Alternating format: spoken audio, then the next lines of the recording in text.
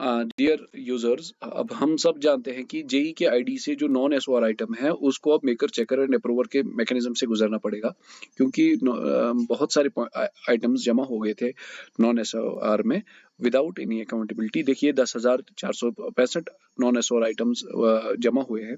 तो इस मैकेनिज्म को अब हमने maker, checker and approver mechanism से रिप्लेस कर दिया। जो जेई है वो एलएमआर ले आएगा, उसका डिस्क्रिप्शन, उसका यूनिट कोड, ईयर, ये सारा भर के फिर वो इसको सबमिट करेगा एडब्ल्यू। अब आप देख सकते हैं एडब्ल्यू के लॉगिन से, ये एडब्ल्यू का लॉगिन है और इस एडब्ल्यू के लॉगिन में आपने चेक किया इनके लिए इशू डेट और इशू नंबर, इशुएंस इस आइटम का ये मैंडेटरी नहीं है। एक बार जेई ने कर दिया फिर एडब्ल्यू ने कर दिया तो एडब्ल्यू से ये डायरेक्ट चला जाएगा।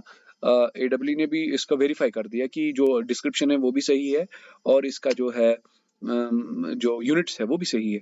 तो उसके बाद ये सीधे एक्शन को चला जाएगा, यानी मेकर से यानी जेई से हो गया, फिर चेकर यानी एडब्ल्यू से भी हो गया, then it will reach to the executive engineer for approval, ताकि ये जो नॉन एसओआर आइटम जो एक्शन अफर्म करता है कि भाई ये जो एलएमआर उन्होंने मार्केट सर्वे करके बनाया है वो सही है या नहीं है, उसके बाद ये अप्रूव करने के लिए सीधे इनके एक्शन साहब के आईडी में चला गया। तो हम एक्शन साहब का आईडी लॉगिन करेंगे।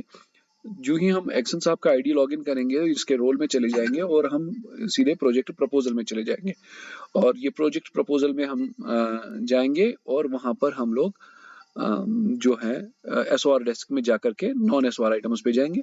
वहां हम देख सकते हैं, ये देखिए ये अप्रूवल के लिए इसके सामने है और ये अप्रूव करेंगे जहां पर ये खुद भी एडिट कर सकते हैं इसको।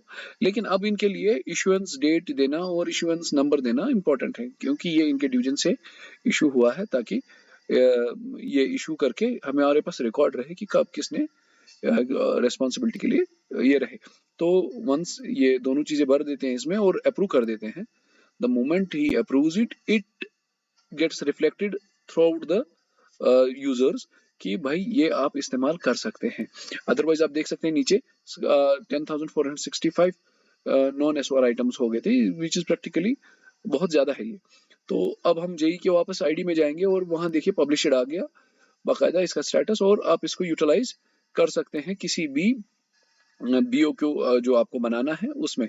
हम एग्जांपल के लिए कोई एक रैंडम बीओक्यू ले लेते हैं और इसमें हम लोग ट्राई करेंगे ये वाली आइटम कोड को डालने के लिए। तो इस आइटम का कोड जो था वो ये है 99 चैप्टर, हम सब जानते हैं 999 चैप्टर में से वो डॉट के बाद जो यूनिट्स है वो इसका आईडी है और इसको हम ऐड करेंगे। ये देख लीजिए ऐड हो रहा है। तो इस तरीके से यू कैन वेरीफाइड जो पब्लिश्ड आइटम्स हैं उनको आप यूज कर सकते हैं। Thank you very much.